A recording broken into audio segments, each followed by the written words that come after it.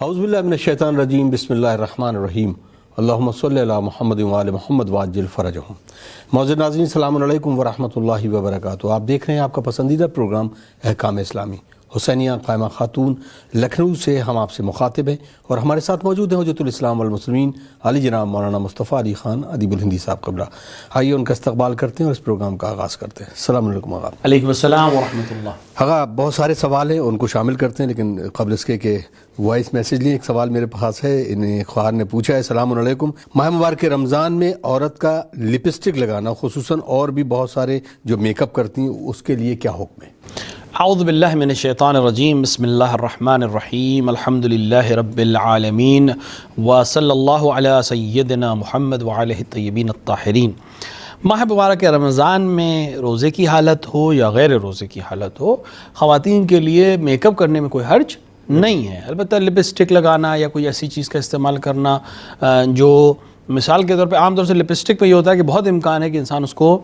دھیرے دھیرے وہ دہن کے اندر چلی جائے، تو اس سے تھوڑا سا پرہیز کرنا چاہیے، خصوصاً روزے کے وقت میں۔ روزے کے بعد، افطار کے بعد کوئی مسئلہ نہیں ہے، لیکن اگر معلوم ہے کہ مثال کے طور پر اس کو نہیں ختم ہوگا یا وہ مثال کے طور پہ دہن کے اندر نہیں جائے گی، کھائے گی نہیں، تو کوئی حرج نہیں ہے۔ لیکن میک اپ کی صورت میں انسان کو اس بات کا خیال رکھنا ہے کہ نامحرم کی نگاہ اس کے اوپر نہ پڑے، کیونکہ ایک خاتون جو میک اپ میں ہو، سنگار میں ہو، پھر اس کے لیے نامحرم کے سامنے چہرے کو کھولنا جائز نہیں ہے۔ اگر کھولتی ہے تو ایک گناہ میں مبتلا ہے، البتہ اس گناہ سے روزہ باطل نہیں ہوگا، لیکن بہرحال انسان روزہ اسی لیے رکھتا ہے کہ وہ خدا سے قرب حاصل کرے اور اپنے آپ کو ان چیزوں سے دور رکھے، لہٰذا یہ اس کے لیے زیادہ بہتر ہوگا۔ جزاک اللہ۔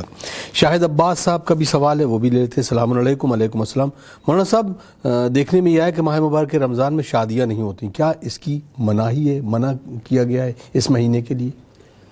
نہیں، ماہ مبارک رمضان میں شادی کبھی بھی کی جا سکتی ہے، شادی کے لیے کوئی مناہی نہیں ہے، کسی قسم کی عقد کے سلسلے میں کوئی مناہی نہیں ہے، کسی بھی حال میں کبھی بھی عقد صحیح ہے اور عقد اپنے آپ میں صحیح ہو جائے گا۔ عام طور سے بہت امکان ہے کسی علاقے میں کسی وجہ سے، مثال کے طور پر رمضان میں عام طور سے مہمانوں کو بلانا،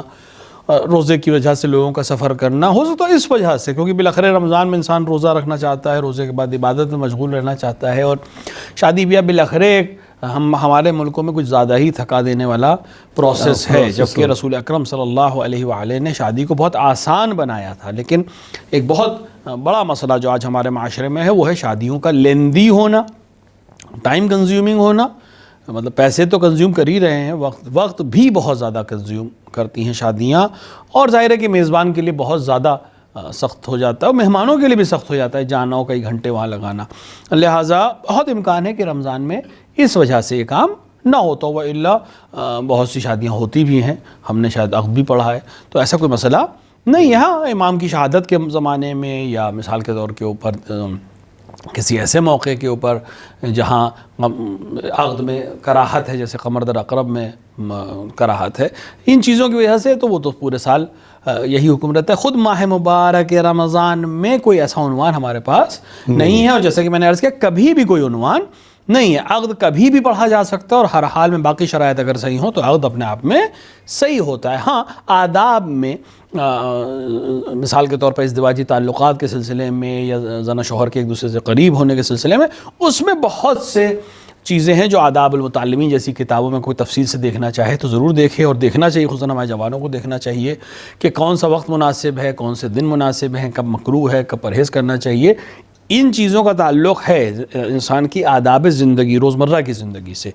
لیکن باقی چیزیں عقد کے جہاں تک بات ہے کبھی بھی پڑھا جا سکتا ہے۔ بہت بہت شکریہ۔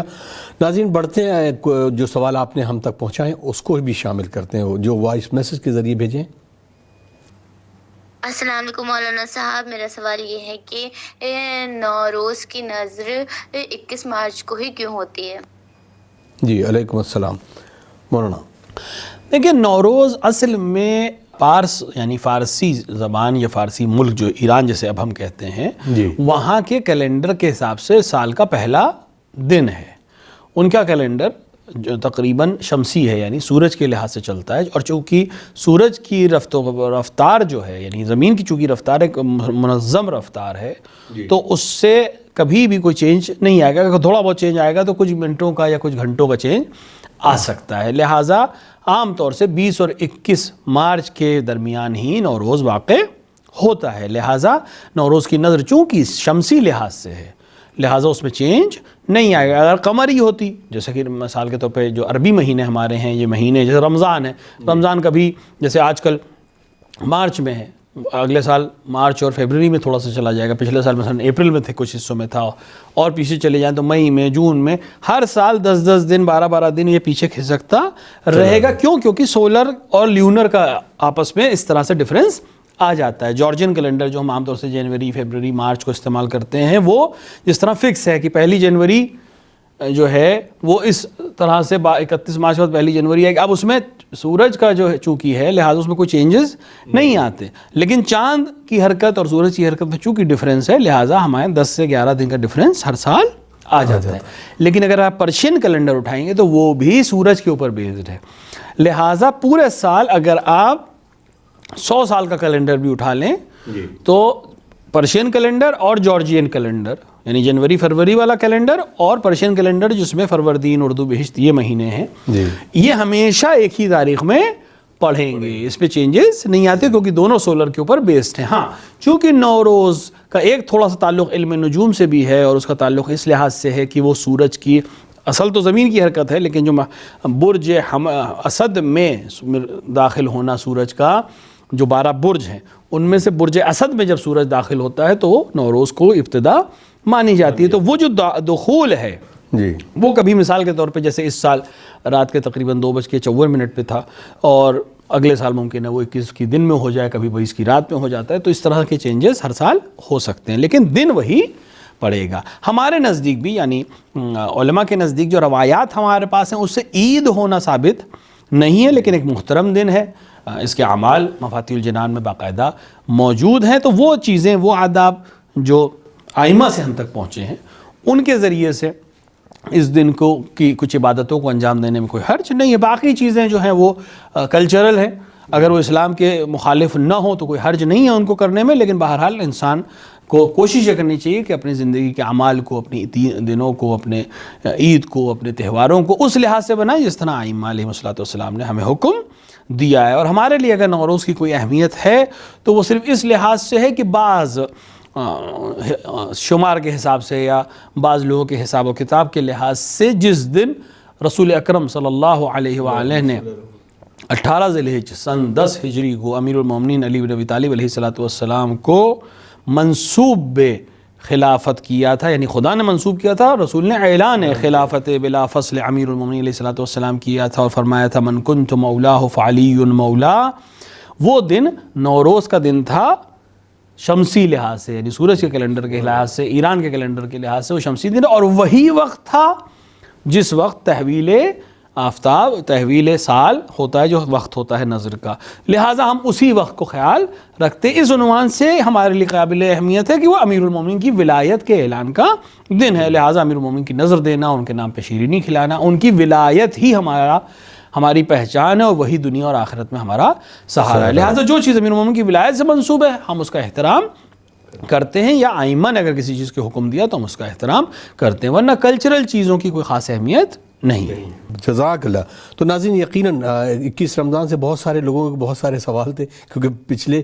دنوں جب دیکھا گیا، جب یہ ہوا اور اس میں بہت سارے ویڈیوز بھی آئے اور آغا نے جتنی خوبصورتی سے جواب دیا شاید مکمل جواب اس میں ہو گیا ہوگا۔ بڑھتے ہیں اگلے سوال کی طرف اور اس کو بھی شامل کرتے ہیں اپنے اس پروگرام میں۔ السلام علیکم مولانا صاحب، میرا سوال یہ ہے کیا کسی نان مسلم نے مجھے روزہ کھولنے کی دعوت دی ہے تو اس کے گھر جا کے روزہ کھول سکتے ہیں؟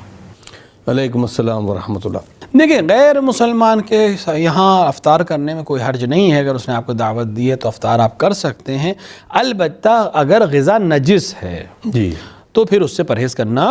ضروری ہے، تو ہمیں اس بات کا یقین ہونا چاہیے کہ یہ غذا نجس نہیں ہے۔ البتہ یہاں پہ ایک مسئلہ یہ بھی ہے، جو مرجع علی قدر حضرت آیت اللہ العظمیٰ سے صادق حسین شیرازی کا نظریہ یہ ہے کہ اگر آپ کا وہاں کھانا نہ کھانا سبب بنے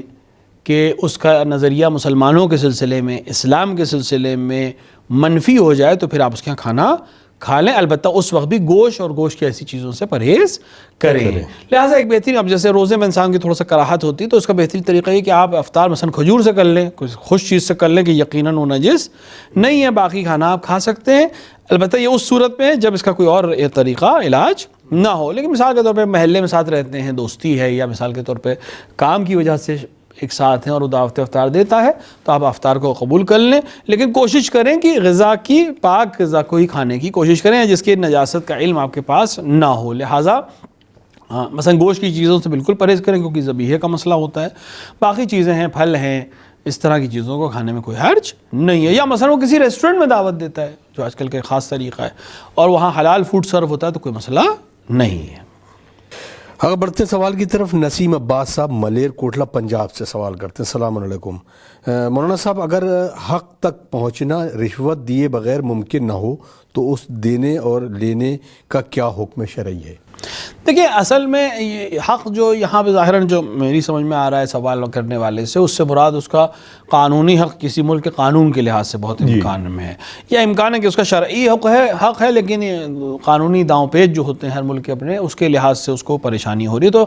رشوت دینا اپنے آپ میں صحیح عمل نہیں ہے, بشرطے کہ وہ کسی اور کے حق کو ضائع کر رہا ہو. اگر حق کو ضائع نہیں کر رہا ہو بلکہ آپ ہی کے حق کے لیے آپ کو مسند دینا پڑ رہا ہو, تو پھر آپ اس کو ہدیے کی نیت سے دیں, رشوت کی نیت نہ رکھیں, ہدیے کی نیت سے دینے والے کو دیں, بشرطے کہ کسی اور کے حق کو پامال نہ کیا جائے. اور ایک دفعہ مثال کے طور پہ کئی نوکریاں نکلی ہیں اور آپ اپنے سے بہتر کینڈیڈیٹ کو پیسے کے ذریعے سے ہٹا رہے ہیں, اور خود اپنے آپ کو جو کینڈیڈیسی ہے اپنی یا اپنے کینڈیڈیٹ کی وہ کم ہے, صلاحیت اس میں کم ہے, اس سے بہتر حقدار موجود ہے, لیکن آپ پیسے دے کے, رشوت دے کر اپنے کینڈیڈیٹ کو بہتر کرا دیتے ہیں, یہ حرام ہے. لیکن نہیں, آپ کا کینڈیڈیٹ کے اندر سارے شرائط موجود ہیں, یا اصلاً حق ہی آپ کا ہے, صرف سامنے والا ظالم جابر جو ہے وہ بغیر اس کے کسی عمل کو انجام نہیں دے رہا ہے, تو وہاں پر کوئی حرج نہیں ہے, لیکن دیتے وقت انسان نیت ہدیے کی کرے.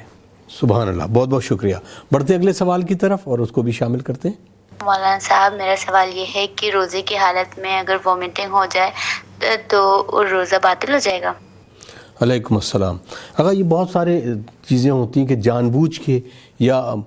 ایک دم سے ہو جائے اور طبیعت خراب ہے, تو اس قے کے لیے کیا حکم ہے روزے؟ دیکھیے قے مبتلات روزہ میں سے, یعنی اگر روزے کو جو چیزیں باطل کرتی ہیں ان میں سے ایک ہے قے کرنا, لیکن قے اختیار کے ساتھ جب ہو. ایک دفعہ ہے کہ انسان کو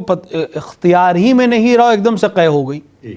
تو اس کا روزہ باطل نہیں ہوگا, وہ روزے کو کنٹینیو کر سکتا ہے, کلی اپنے دہن کو صاف کر لیا, روزہ اس کا صحیح ہے. لیکن ایک دفعہ ایسا ہے کہ اس کے اختیار میں تھا, خود اس نے ایسا عمل کیا جس سے قے ہو جائے, یا قے جب آئی تو وہ روک سکتا تھا لیکن اس نے اپنے اختیار سے قے کر دی, تو اس کا روزہ باطل ہو جائے گا. اس کے اوپر کوئی کفارہ نہیں ہے, بعد میں رمضان کے بعد ایک روزے کی قضا کرنی ہوگی. اسی طرح اگر رات میں کوئی انسان ایسا کھانا کھائے کہ اسے معلوم ہے کہ اگر میں یہ رات میں کھاؤں گا تو صبح مجھے دن میں قے ہو سکتی ہے, تو اسے رات میں وہ کھانا نہیں کھانا چاہیے. اگر وہ کھا لے اور بعد میں دن میں قے ہو جائے ولو بے اختیار, تو پھر اس کا روزہ باطل ہو جائے گا اور اسے دوبارہ ایک قضا کرنی پڑے گی. جزاک اللہ. ایک اور سوال آیا ہے. السلام علیکم مولانا صاحب, رمضان میں خاص طور سے افطار اور سحری کے لیے کیا حکم ہے, اور اس کے لیے کیا واقعی میں ثواب کے لیے کہا گیا ہے؟ دیکھیں جہاں تک افطار کرنا, سحر کرنا یا افطار کرانا یا سحر کرانے کی بات ہے, خود پورے سال انسان کا کھانا کھلانا دوسروں کو مستحب عمل ہے, خدا کو پسند ہے. خود افطار کرنا, خود سحر کرنا, یہ خدا کی طرف سے ایک ہدیہ ہے ماہ مبارک رمضان میں. افطار بھی ہدیہ ہے اور سحر بھی ہدیہ ہے. لہذا خود خداوند عالم نے ضرورت ہے ہماری سحری کرنا, ہماری ضرورت ہے کہ ہمیں دن بھر 14 گھنٹے 16 گھنٹے بھوکے رہنا ہے, تو ہمارے لیے ایک مہلت ہے کہ ہمیں رات میں کسی وقت بھی کچھ بھی کھا سکتے تو خود. لیکن خداوند عالم کی رحمانیت ہے یہ کہ اس نے اس عمل میں اگر ہم اس کو اللہ کے لیے کر رہے ہیں تو اس میں بھی ثواب رکھا ہے, اور افطار میں بھی اسی طرح ثواب رکھا ہے. لہٰذا بہت بہتر ہے, بہت تاکید ہے کہ حتیٰ وہ افراد, جیسے بہت سے لوگوں کی عادت ہوتی ہے کہ وہ رات میں کھانا کھا کے سو گئے کہ وہ ہمیں سحری نہیں کرنی ہے, تھوڑا لیٹ کھانا کھا لیں گے, سحری کے وقت نہ اٹھیں. نہیں, وہ اٹھیں, تاکید ہے روایت میں, بولو ایک گلاس گرم پانی پی لیں یا ایک کھجور کھا لیں, لیکن سحر کی نیت سے کچھ کھائیں تاکہ سحر کھانے کا جو ثواب ہے وہ اس کو ضرور مل جائے. لہٰذا سحری کرنا, افطار کرنا, یہ خدا کی رحمانیت ہے, رحمت ہے کہ اس نے ہماری ضرورت کے باوجود اس عمل پہ ثواب رکھا ہے بعنوان میزبان. لہٰذا جہاں تک ثواب کا سوال ہے, یقیناً اس میں ثواب ہے اور انسان کو چاہیے کہ اس سے محروم نہ رہے. بہت بہت شکریہ آغا. بڑھتے اگلے سوال کی طرف اور اس کو بھی شامل کرتے ہیں. میں کولکتہ سے ہوں اور میرا سوال ہے کہ کیا خاک شفا کی تسبیح کو اپنی گردن میں پہن سکتے ہیں؟ جی علیکم السلام۔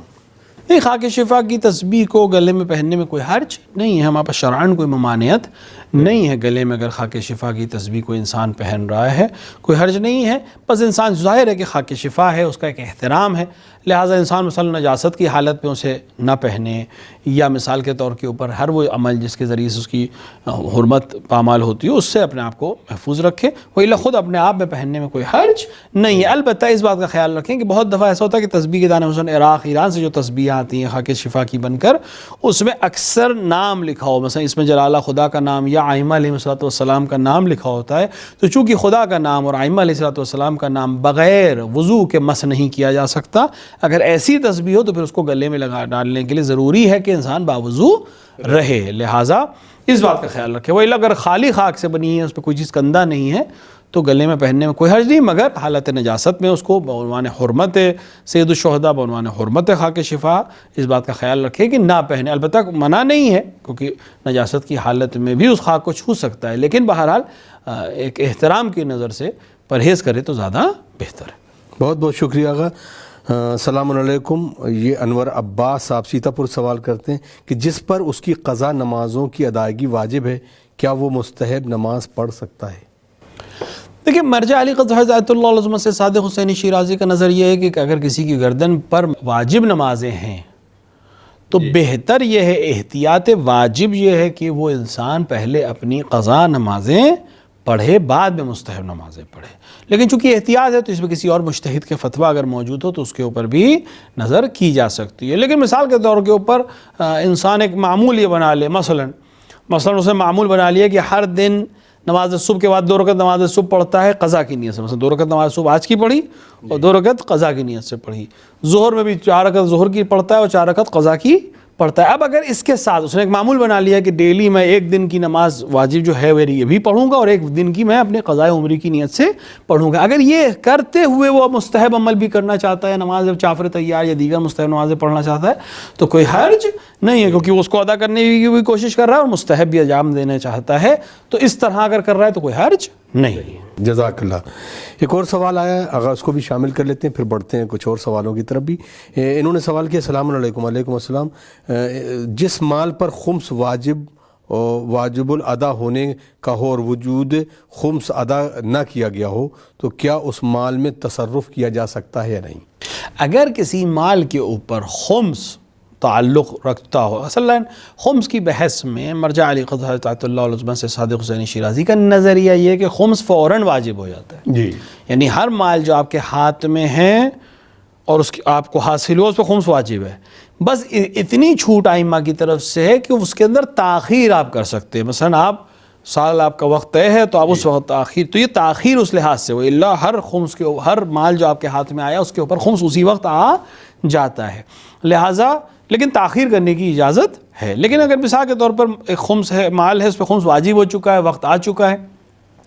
لیکن اس کے باوجود انسان خمس ادا نہیں کرتا ہے اور اس میں تصرف کرتا ہے تو وہ امام کے مال میں تصرف کر رہا ہے، لہٰذا اسے اس سے پرہیز کرنا چاہیے، جتنی جلدی ہو سکے اپنے خمس کو ادا کر دینا چاہیے، اور اگر مان لیجئے اس نے استعمال کیا اور بعد میں خمس ادا نہیں کیا یا مثال کے طور پہ موقع ہی نہیں مل سکا یا تلف ہو گیا مال، باقی مال خرچ ہو گیا جس پہ خمس واجب ہو چکا تھا وہ حصہ بھی خرچ ہو گیا تو اس کی گردن قرض میں ڈوبی رہے گی جو اسے ہر حال میں ادا کرنا چاہیے۔ بہت بہت شکریہ۔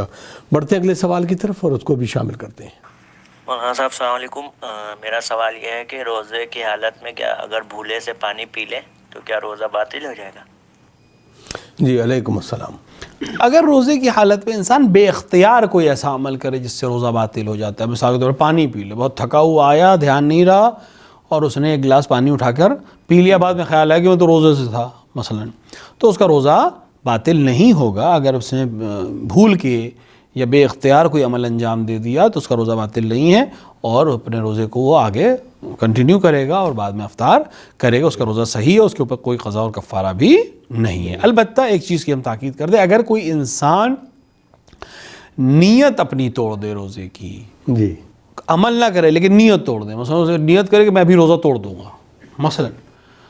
کرے نہیں وہ کام لیکن نیت یہ کرے کہ میں ابھی پانی پی کے روزہ توڑ دوں گا یا مثلا جھوٹ بول کے روزہ توڑ دوں، نیت روزہ توڑنے کرے تو اس کا روزہ باطل ہو جائے گا، اسے بعد میں اس کی قضا کرنی پڑے گی ولو اس نے وہ عمل انجام نہ دیا ہو۔ لہٰذا انسان کو، کیونکہ روزہ استمرار نیت کا نام ہے جی، اگر ظہر سے پہلے ہے تو دوبارہ روزے کی نیت کرنی پڑے گی، اور اگر ظہر کے بعد ہے تو اس کا روزہ باطل ہو جائے گا ولو اس نے وہ عمل انجام نہ دیا ہو۔ لہٰذا اس کا خیال رکھے۔ لیکن اگر نیت نہیں توڑی ہے، اس نے صرف غلطی سے گھر پہ تھکا ہوا، بازار سے تھکا ہوا، کام سے تھکا ہوا آیا، سامنے پانی دیکھا، ایک دم سے اس نے پی لیا، یا بہت پسینے سے آیا پانی پی لیا، بعد میں خیال ہے کہ نہیں میں تو روزے سے ہوں، رمضان ہے، تو اس کا روزہ صحیح ہے، اس کے اوپر کوئی قضا یا کوئی کفارہ نہیں ہے۔ اگر یہ سوال بھی بالکل اسی طرح مبصر کاظمی صاحب نے سوال کیا ہے کہ اگر کوئی شخص صبح میں نیت نہ کرے اور اس کا خیال آئے اور ظہرین گزر جائے، پھر اس کو خیال ہے کہ میں نے نیت نہیں کی تھی، تو کیا حکم ہے؟ کیا روزہ اس کا باطل ہو جائے گا؟ البتہ یہ مسئلہ اختلافی علماء کے درمیان کہ روزے کی نیت صبح کرنا ضروری ہے، سحر کے وقت کرنا ضروری ہے، یا ظہر سے پہلے کر سکتا ہے، یا اصلاً مثال کے طور کے اوپر وہی پہلے دن اگر اس نے نیت کر لی ہے تو ہی کافی ہے۔ اس پہ اختلاف ہے۔ مرجع علیقت حضرت آیت اللہ علیہ سے صادق حسین شیرازی کا نظریہ یہ ہے کہ انسان ظہر سے پہلے تک روزے کی نیت کر سکتا ہے۔ البتہ یہ انسان جو یہ صبح کی نیت کرنا بھول گیا، جو کہ اگر رات میں اس کی نیت تھی جی کہ مثلا میں سحر میں اٹھوں گا، مجھے صبح روزہ رکھنا ہے، اور رات میں سویا، صبح سحری کے لیے جب اٹھائے تو روزے کے لیے سے اٹھائے، نیت کا زبان پہ لانا کہ میں یہ روزہ رکھ رہا ہوں صبح سے مثال کے طور پر مغرب کے وقت تک کے لیے قربت، یہ ضروری نہیں ہے۔ ذہن میں ہونا کہ یہ میں روزے سے ہوں، وہ دن میں کھا کیوں نہیں رہا ہے، روزے سے بھی لگ رہا ہے، اس لیے نہیں کھا رہا ہے، کھانے پینے کی چیزوں کی طرف کیوں نہیں جا رہا ہے، کیونکہ اس کے ذہن میں ہے کہ میں روزے سے ہوں، یہی ذہن میں ہونا کافی ہے اور اس کی نیت صحیح ہے۔ لیکن اگر یہ بھی ذہن میں نہیں ہے اور ظہر کا وقت ہو جائے تو پھر اس کا روزہ صحیح نہیں ہوگا۔ اگر اس نے کوئی کسی قسم کی نیت، مثلا رات میں ذہن میں نیت تھی، وہی نیت مانی جائے گی۔ نہیں، رات میں بھی ذہن میں کوئی نیت نہیں تھی، صبح بھی سحری کے لیے نہیں اٹھا اور ظہر تک اس نے کوئی نیت روزے کی نہیں کی، ولو اس نے کوئی مفطر انجام نہیں دیا، لیکن نیت نہیں تھی اور نہ ہی اس کا ارادہ تھا، تو پھر زوال کے بعد پھر نیت ماہ مبارک رمضان کے روزے کی نیت، واجب کی نیت نہیں کر سکتا۔ اگر مستحب روزہ ہوتا تو کر سکتا تھا، لیکن واجب کے ہمارے پاس جو دلائل ہیں وہ ظہر تک کے ہی ہیں۔ لہٰذا اگر ظہر کا وقت ہو جائے اور کسی قسم کی نیت اس کے ذہن میں نہیں تھی، ولو ارتکازی نیت، یعنی ذہن کے کسی گوشے میں ہے کہ میں روزہ کل رکھوں گا، یہی نیت کافی ہوتی، لیکن یہ بھی نہیں تھی، تو پھر اسے بعد میں ایک روزے کی قضا کرنی پڑے گی۔ اگر یہ ہے کہ جیسے ماہ مبارک سے شروع سے دن سے وہ یہ عہد کرتا ہے، وہ نیت وہی کہ اپنے ذہن میں یہ کرتا ہے کہ میں اس ماہ مبارک میں سارے روزے رکھوں گا، اس کی نیت کا قربتاً للہ، تو کیا یہ کافی ہے تمام روزوں کے لیے؟ مرجع علیقت کا نظریہ ہے کہ اگر اس نے پہلی شب میں یہ نیت کر لی، یا مثال کے طور پر پہلی رمضان یا دوسری، حتیٰ یہ بھی کسی دن بھی نیت کر لی کہ اب باقی پورے رمضان میں روزے رکھوں گا، یہ نیت کافی ہے، اس کو بار بار دہرانے کی بھی ضرورت نہیں ہے۔ جزاک اللہ، جزاک اللہ۔ بہت تھوڑا سا ٹائم ہے اور انشاءاللہ شاید اگر یہ سوال آ جائے تو میں کہوں گا اس کو بھی شامل کیا جائے اس پروگرام میں۔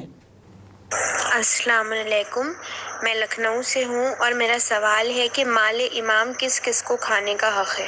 جی علیکم السلام ورحمۃ اللہ۔ جی مولانا، دیکھیں مال امام کا تصرف امام زمان اجل اللہ تعالیٰ فرجہ الشریف کے آج کے دور میں انہی کے اختیار میں، یعنی ہر زمانے کا امام اپنے مال میں تصرف، مال امام اس کا حق ہے اور وہ جیسے چاہے اس کو صرف کر سکتا ہے۔ لیکن غیبت کبریٰ جس دور میں ہم زندگی گزار رہے ہیں، اس مال کے مالک اصل امام زمان اجل اللہ تعالیٰ فرجہ الشریف ہیں، اور ان کی غیبت کے زمانے میں ان کے نمائندے یعنی ہمارے مراجع اور علماء ہیں۔ وہ ان امور میں جو امام کی مورد نظر ہیں، حوزات علمیہ ہیں، غریبوں کی مدد ہے، پانی کو لگانا ہے، روڈز کا بنانا ہے، مدرسوں کا بنانا ہے، ان امور میں جس میں امام علیہ السلام کی رضایت شامل ہے یا خدا کی رضایت شامل ہے، اس میں خرچ کر سکتے ہیں۔ لہٰذا مال امام بالکل وقت اجازت ہے، انشاءاللہ اس سوال کو ہم اگلے خواہر سے بھی گزارش کریں گے، اگلے ایپیسوڈ میں ہم اس کو شامل کرتے ہیں کیونکہ اس کو تفصیل سے چاہیں گے جواب مل جائے، تو وقت بالکل اجازت نہیں دیتا کہ ہم مزید گفتگو کریں۔ ہمیں دیجیے اجازت، والسلام علیکم ورحمۃ اللہ وبرکاتہ۔ اللہم عجل لولیک الفرج۔